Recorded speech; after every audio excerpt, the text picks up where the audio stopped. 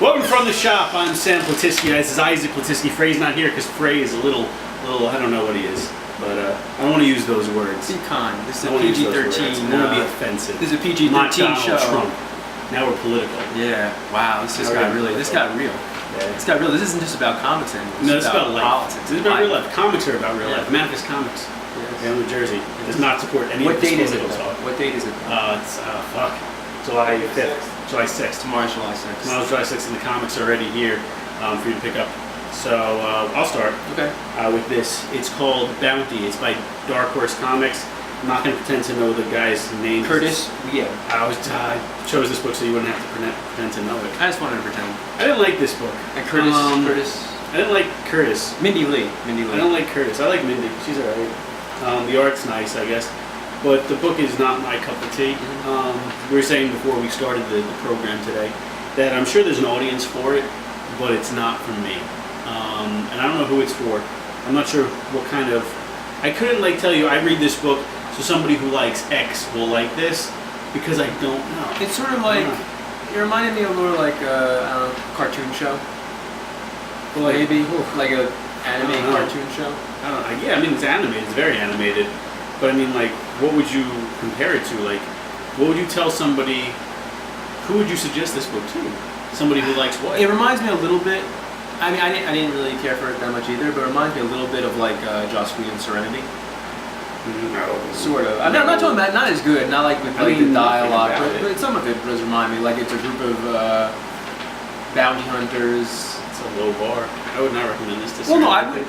But I'm saying the characters aren't really like. You're saying what is it like compared to? I guess. What kind of book is it? And I would say it's like sort of like a sci-fi. I mean, yeah, it is a sci-fi. It takes place sort in the future. It's like about these criminals turned bounty hunter. I'm not saying it's as good as Serenity or anything Joss Whedon has done. I'm just saying it's in that vein. Yeah, I mean, I just didn't like it. I mean, I know it was trying to be fun and stuff, but I didn't find it fun. It was like a little bit of a short read, and then you finish the book, and then there's another story in the back, but there's no real reason for it, just to have two stories. Yeah. It's weird. It's like a backup. It's just a backup story. But I mean, it's not like let's focus on this character. It's just here's other stories, that I didn't like it. Yeah, no, I didn't really care for it that much either. I'm just trying to think of it's cute. That is cute. Picture a cat. Wearing a little space helmet. I like a cat. Maybe he appears more in the next issue. Maybe because he doesn't appear at all in this issue. Yeah, no, it wasn't that great. I like it. I'd give this probably. I would give it 2 out of 10 Legos. It's a pretty negative review, but let's start the show with a 2. I'm gonna go check the camera. You keep going. Make sure we're still filming. Yeah. Okay, our next book is Civil War, a Civil War tie-in. This is Kingpin #1. This is by the writer is Matthew Rosenberg. The first artist is Ricardo Lopez Ortiz. The artist in the backup is Dalibor Talajic. The art in the backup is much stronger than the art in the front story. The art in the front story is pretty bad. It's just sloppy looking. It's very sketchy, which is unfortunate because the story's not that bad. And Matthew Rosenberg has actually done a couple of indie books. He did most recently 4 Kids Walk Into a Bank, really good. which is a really good 80s kind of comedy drama kind of thing. Like 80s movie, with kids. Yeah, and it's really good. Exactly, like Goonies. If the opening of this had a better artist, it would be a much better book, I think. Yeah. Because the art in the second half is just much better. Yeah. And I think it improves it. This seems like if Civil War is up to issue 2 already, this feels like it. I don't know exactly where in Civil War it lands, because this seems like this has been going on where the Minority Report kind of arresting criminals and everything has been going on for much longer and in more depth. Yeah, way more. Yeah. Because Civil War so far has just dealt with 1 or 2 cases. Yeah. This is every criminal is being arrested right now. Yeah. Shield is just walking around with trucks. I guess it's gonna happen. I guess. But also it's weird because the continuity doesn't totally fit with the Owl in Kingpin. I don't know if they would be best friends at this point. Right. I don't remember, but Owl was hooked up to a machine by somebody. That wasn't Kingpin didn't do it. Kingpin did. I don't remember who did it, but I don't know. The last thing, Kingpin was in San Francisco, and he had that fight with but it wasn't it the guy? Yeah, it wasn't Kingpin who tied him up. I guess, but I don't know. It's just the Owl was just completely back to normal. Yeah, that's weird. They don't care. But yeah, if you can get past it's not. If you can get past the art in the first half, It's an interesting idea. It's an interesting idea. Kingpin finds an Inhuman who is able to hide from Ulysses' visions. Yeah. And it's pretty good. Yeah, no, I liked it. I mean, I have another issue with it, besides the fact that I don't know exactly where it falls, besides that. And lately in comics, especially like in Civil War books, like Rhodey died, War Machine died, and all the black characters gathered together to do it. And then His funeral. His funeral, but they're just the black actors, even though he worked with all the heroes. Well, I didn't read that Captain America issue, Yeah. but I think other people showed up to his funeral. They just Yeah. focused on all the black Did characters. they? They meet before, and then they go out together. But there's Okay. like a ton of people. Okay. But okay, that's good. That's better. But I mean, like this one, you got Spectrum, Sam Wilson, Captain America, and you have Night Thrasher. But they're trying to make a big deal of Night Thrasher all of a sudden. And I don't get that. Like he's a skateboarder from like the New Warrior days, and they're just trying to push him in all these books. And I don't like that character. just 2 books. 3 books now. Oh, 3 books. This one, Contest of Champions, and Choosing sides. what's that? Choosing sides. Yeah, Choosing Sides. And I don't like that okay. character, and I don't know why they're trying to push him. But I mean, I don't know why they chose. I mean, they just chose these 3 specific heroes to go after Kingpin. They have nothing to do with Kingpin in the past, and they just choose these 3, and it just seems like, I mean, you brought up the term Minority Report, but I mean that gives a new word for it. That's not racist. I just don't know why they're choosing to always lump them together.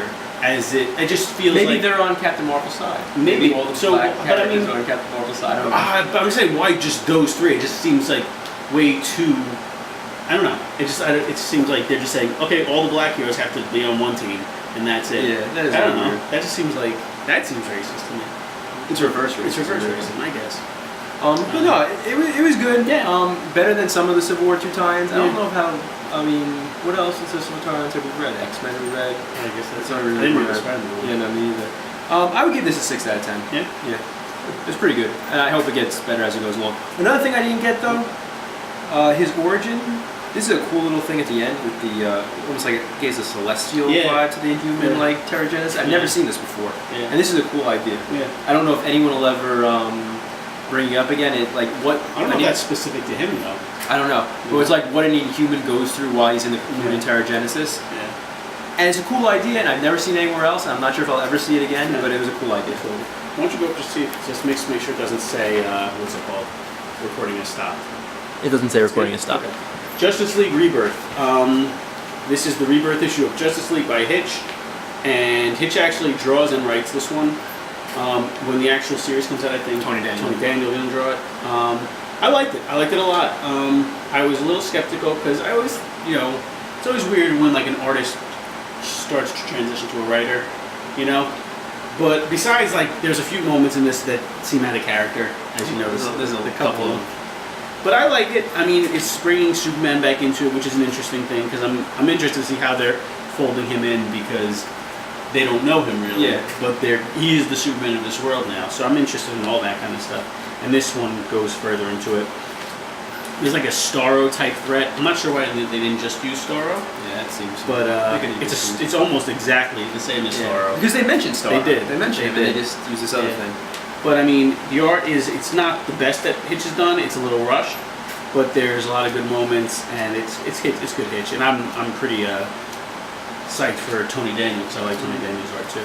I'm more psyched for that book now than I was when they first announced it. Yeah. And I didn't care. Here's my problem with Brian Hitch's Justice League book so far. Mhm. Because he had a run that hasn't ended, and probably who knows if it will ever end because it's so late Yeah. that they just decide to skip ahead. Sometimes Hitch's JLA is really, really good. It's like epic, great cinematic movie stuff and everything. And then sometimes there are just these points of dialogue that just make you wince. And there's some dialogue in this book that really just made me wince. So I don't think I liked it as much as you did. I think they can just. I mean, if it was just a different dialogue, Yeah, but it's not. He's going to be writing it. because the action is. He's going to be writing Let's it. have an editor of this book.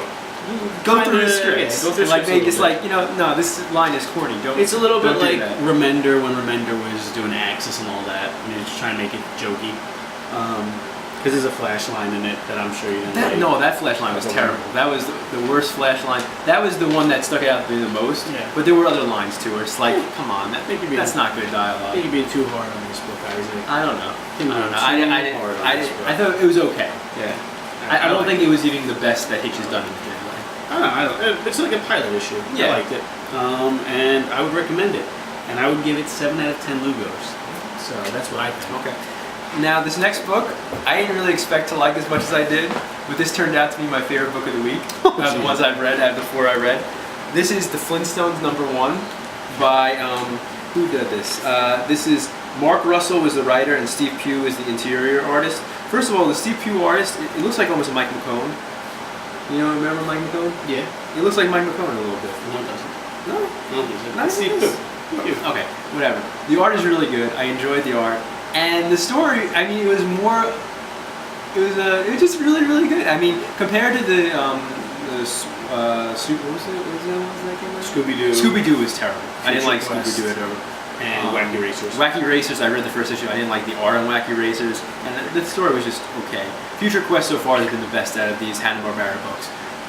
But this is really good. I would encourage any fan of like Flintstones to pick this up.